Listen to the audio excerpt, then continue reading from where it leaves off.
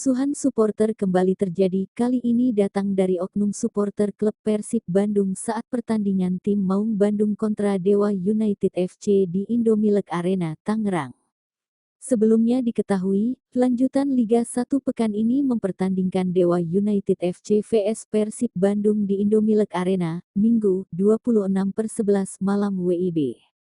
Pertandingan yang dimenangkan Persib 5-1 atas Dewa United tersebut bergulir tanpa penonton, namun ratusan supporter dikabarkan hadir memenuhi wilayah depan Indomilek Arena.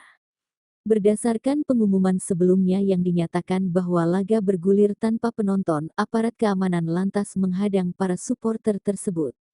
Kemudian, bentrokan pun tak terelakkan, di mana oknum supporter tersebut lantas membuat kericuhan dengan turut melempar batu dan benda lainnya